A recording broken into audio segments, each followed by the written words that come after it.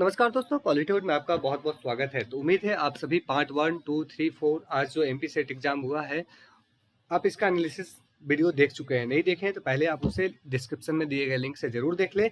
चलिए आज हम लोग शुरू करते हैं पार्ट 4। इसमें हम लोग यानी कि 126 नंबर क्वेश्चन से पूरे 150 नंबर क्वेश्चन तक एनालिसिस करने वाले हैं। देखते हैं कि आपके क्वेश्चन कैसे पूछे गए थे और इसका करेक्ट आंसर क्या होगा।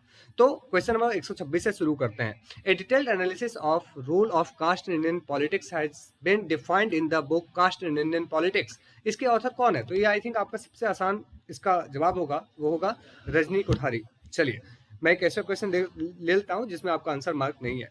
तो Rajni Kothari will be the correct answer for this question. Next, in which state did Mahatma Jyotirao Phule establish सत्य शोधक समाज? तो आपको याद है ये पुणे महाराष्ट्र में सत्य शोधक समाज की स्थापना 1973 में की गई थी और इसे ज्योतिराव फुले ने किया था।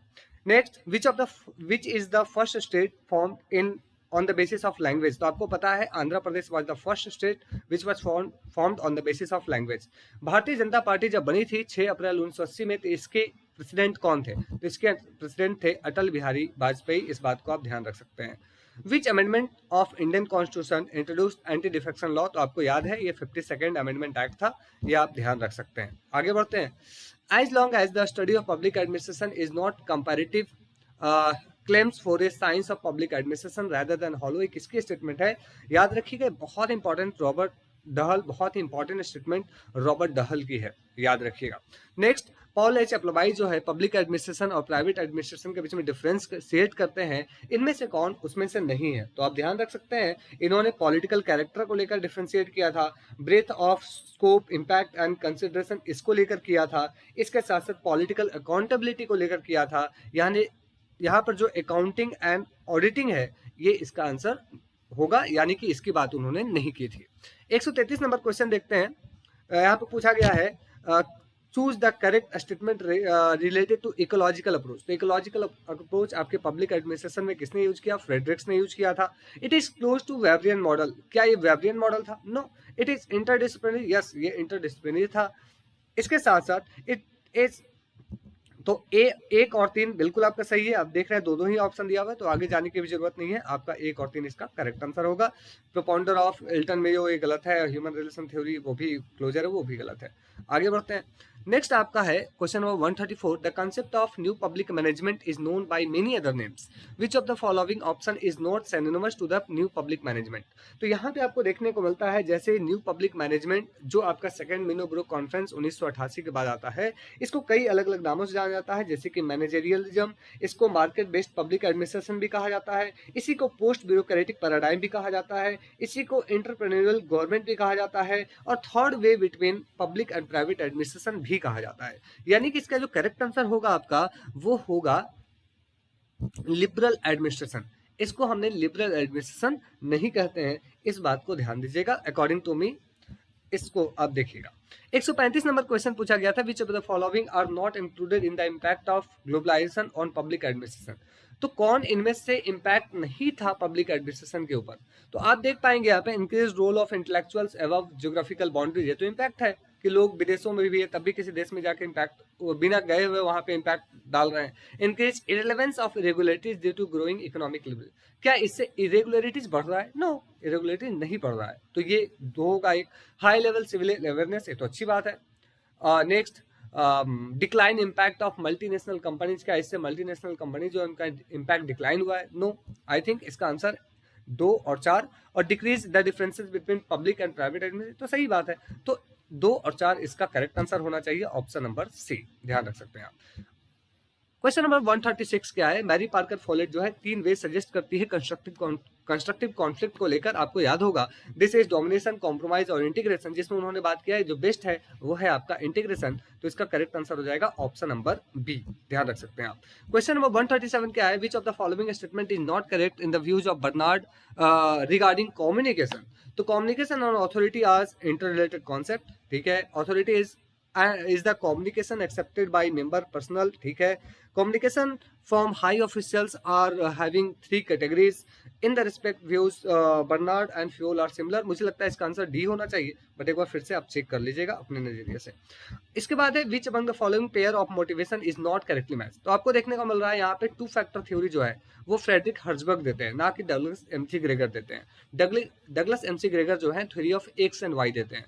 तो option number B will be the correct answer. Next, whatever a manager does he does some through decision making, ये किसकी है? तो ये decision making approach, bounded rationality approach, administrative man के आइडिया देते हैं हर्बर्ट साइमन। इसका answer A होना चाहिए। 140 नंबर क्वेश्चन देखते हैं, which of the following is not a characteristics of development administration. तो डेवलपमेंट एडमिनिस्ट्रेशन के कैरेक्टरिस्टिक्स की बात करें तो change oriented, result oriented, citizen participation, commitment, innovation, planning, decentralisation, holistic, wide scope. तो आपको देखने को मिलेगा कि इसमें इफिशियंसी ओरिएंटेड भी है, मार्केट ओरिएंटेड इसका करेक्ट आंसर होगा, ये इंक्लूडेड नहीं है। आगे बढ़ते हैं क्वेश्चन नंबर 141 में, among the following which is not the agenda item of the good governance.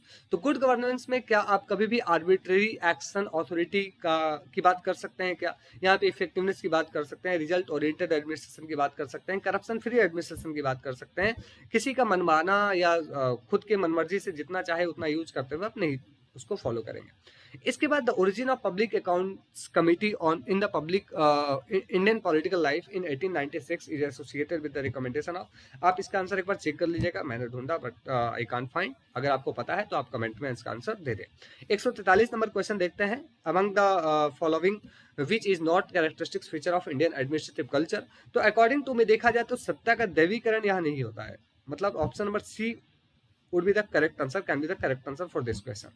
144 को अगर आप देखेंगे, राइट टू एजुकेशन कब लागू किया गया? तो 2010 में लागू किया गया था, इसमें कोई डाउट नहीं है। First state to establish the institution of Lokayukta, इसका आंसर महाराष्ट्र होना चाहिए, इसमें कोई डाउट नहीं है। संथनम कमेटी क्यों एस्टैब्लिश किया गया था? तो एंड ऑफ करप्शन, करप्शन को चेक करने के लिए। अब देखिए पेज उल्टा है, मैं इसको सीधा कर देता हूँ आपके लिए और उसके बाद फिर इसको सॉल्व करते हैं। There are 4 types of interaction in e governance which one below incorrect. तो आपको पता है ई गवर्नेंस में हम किस चीज की बात करते हैं?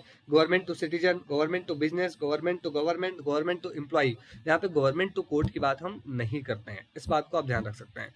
Under which section in national rural employment guarantee act Gram Sabha can conduct social audit. Social audit जो है वो सेक्शन 17 के अकॉर्डिंग कंडक्ट किया जाता है।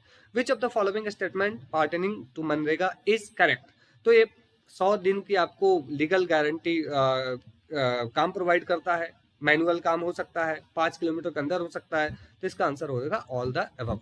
Next and last but not the list, which of the following is the component of सर्वोत्तम model. अगर आपने सर्वोत्तम मॉडल पढ़ा होगा तो आपको पता चला होगा सिटीजन चार्टर की बात की जाती है, पब्लिक ग्रेवेंस सिस्टम की बात की जाती है, excellence in service delivery system की बात की जाती है, यानी कि option number D will be the correct answer. तो ये था हमारा पार्ट 1, पार्ट 2, पार्ट 3, पार्ट 4, पूरा एक कंप्लीट सेट जो आपका इस एग्जाम हुआ था, एमपी सेट का एग्जाम 15 दिसंबर 2024 को।